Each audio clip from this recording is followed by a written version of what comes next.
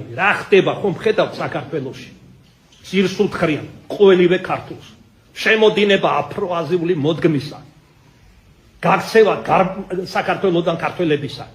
გაყიდვა კანონი უნდა აი ხელისუფლებას მიმართა ოფიციალურად თქვენთან ერთად სასწრაფოდ შეიმუშაოს კანონი აიგრძალოს არა ქართველებზე მიწების გაყიდვა ხართ თანახმა ხოლო ცალკეულ იშვიათ შემთხვევაში როცა დამსახურება აქვს ჩვენი ქვეყნის წინაშე შეიძლება ეს გამონაკლისი დაუშვა თუ ყურებს არ გამოიპერწყა ცოტა ხანში ჩვენი ხსენება არ იქნება საქართველოში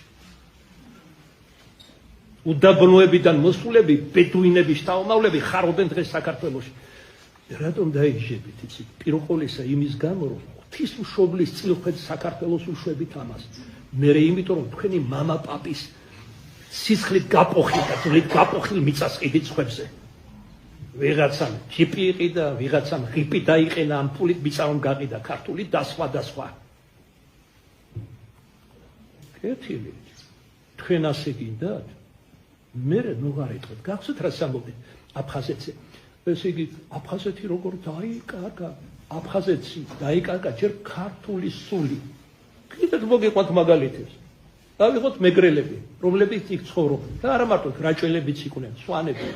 გვარები გადაიკეთეს და ეროვნება გადაიკეთეს და აფხაზებად დაიწერნენ რუსულ სკოლებში დადიოდნენ ძირითადში აქ ჩამოვიდა რამდენიმე ტოლვილი იყო აქ ისწავლეს ქართული ქეთო და კოტესავით ამტროდნენ ხანუმასავით ქართულს მერე გაუკვირდათ როგორ დაიკარგა ასე დაიკარგა ქართული სული დაიკარგა მერე ქართული მიწა დაიკარგა იგივე მოხდა სამაჩაბლოშიც აბსოლუტურად წაიკითხეთ ისტორია გასული საუკუნის 20-იან წლებში მხოლოდ რამოდენიმე ოჯახი იყო ოსური უფრო მეტი იყვნენ სომხები და ამაზე მეტი ებრაელები და ყველაზე მეტი ქართველები დღეს რა სურათია ხომ არ იცით შემთხვევით ამ ბოლო წლებში სადამ დაკარგავდა ამიტომ პასუხს მივცემთ ღვთისმშობელ მარიამს როცა წარდგებით